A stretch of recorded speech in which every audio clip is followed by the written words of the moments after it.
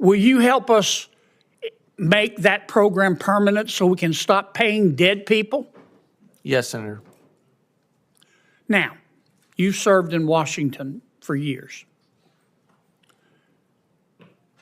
You're going to be challenging the status quo. You're going to be called crazy. Many people also called Noah crazy. And then the rains came. And all the fact checkers died. You have to persevere. Now, I'm not asking you to get ahead of President Trump. But if you were king for a day, tell me how you would save money in the federal budget without impacting the American people. What's up, everyone? Welcome back to Congress Lens. I'm Audrey, and today we're reacting to a powerful exchange featuring Senator John Kennedy questioning Russell Vought, the nominee for the Office of Management and Budget. Honestly, this video is one of those moments where you see a politician doing what many Americans wish more leaders would do.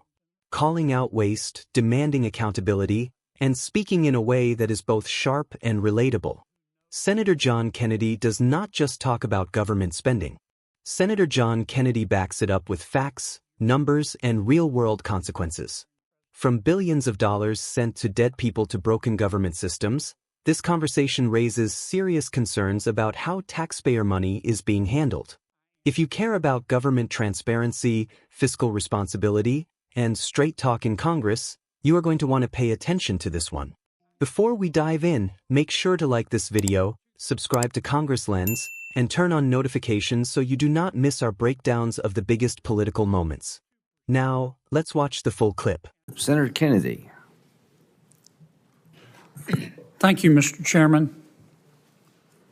Mr. Vought, welcome. Thank you, Senator. In my judgment, I do not know a single person in Washington or outside Washington who knows more about the federal budget than you do. I used to read your suggestions during President Trump's first term, many of which Congress ignored. We shouldn't have.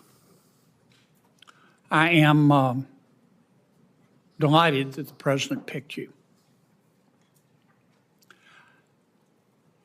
I have read that since 2019, the population of America has increased 2%, and our spending has increased 55%. Under President Biden, I wish him well. If we had discovered life on Mars, he would have sent it money. Is that sustainable?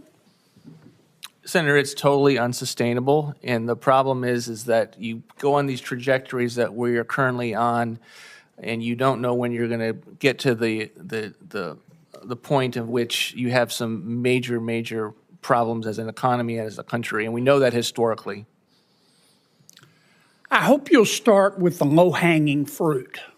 There's a lot.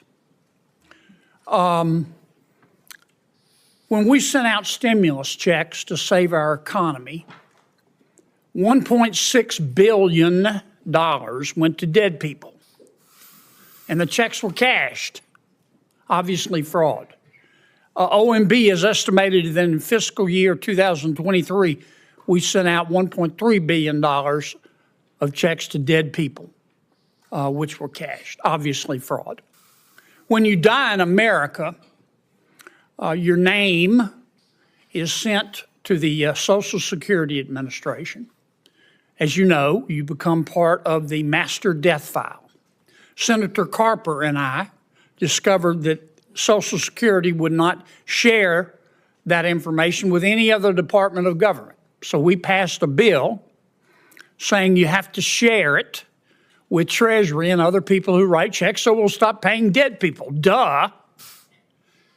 We got pushback, believe it or not, on the bill. We had to agree to a trial period, and that trial period ends in 2026.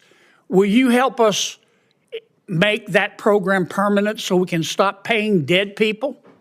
Yes, Senator. Now, you served in Washington for years. You're going to be challenging the status quo. You're going to be called crazy. Many people also called Noah crazy. And then the rains came. And all the fact checkers died. You have to persevere. Now, I'm not asking you to get ahead of President Trump.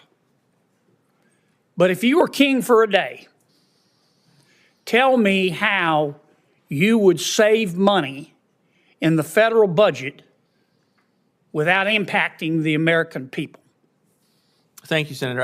I think it's the strategy that we had in the first term, which is to go really and take a very close look at the agencies that are spending and wasting money, and I believe weaponized at times against the American people. When they put a 77-year-old Navy veteran in jail, Joe Robertson, for 18 months for building 4 ponds on his ranch to be prepared for wildfires, that's the EPA.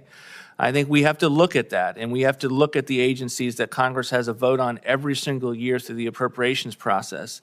And then I think we need to go after the mandatory programs that Senator Cornyn mentioned that are keeping people out of the workforce because they have become not just a social safety net, but they have become a benefit hammock, and increasingly so in the aftermath of COVID, as many of these policies were impacting people's decisions to go back into the workforce. And I believe, and because we produced budgets along these lines, you can get sizable levels of savings and reforms that can lead to a balanced budget and get us back headed in a fiscal trajectory, not only that we would all be proud of, but we could say, this is going to keep us from fiscal ruin.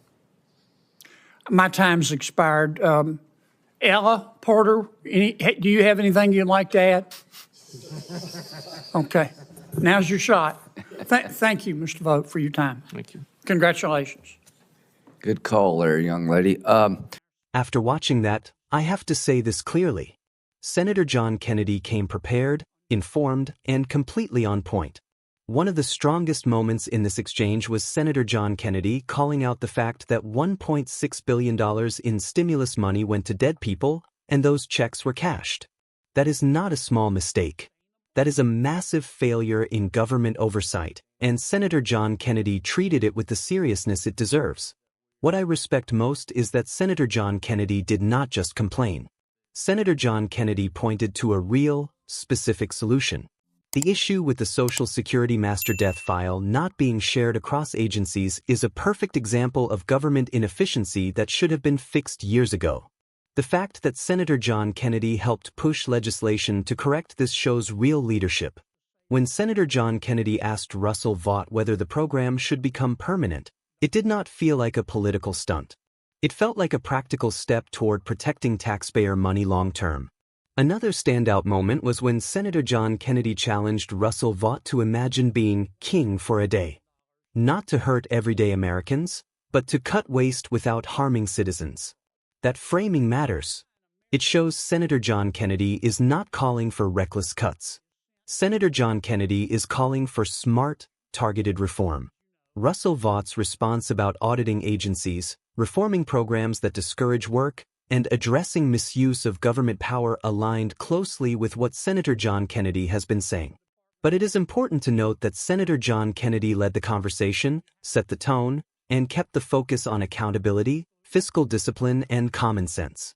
Senator John Kennedy's communication style is also a big reason this works. The humor, the analogies, and the straight talk make complex policy issues easier for everyday Americans to understand. When Senator John Kennedy talks about benefit hammocks instead of safety nets, or compares political resistance to Noah being called crazy, it sticks. At the end of the day, this clip reinforces why many people see Senator John Kennedy as one of the strongest watchdogs on government spending. Whether you agree with Senator John Kennedy on everything or not, it is hard to deny that Senator John Kennedy is asking the tough questions others avoid. If more leaders approached fiscal responsibility with the same energy, clarity, and persistence as Senator John Kennedy, we would probably see far less waste and far more public trust in government. If you enjoyed this reaction, drop your thoughts in the comments. Let me know whether you agree with Senator John Kennedy's stance. This is Audrey, and you are watching Congress Lens.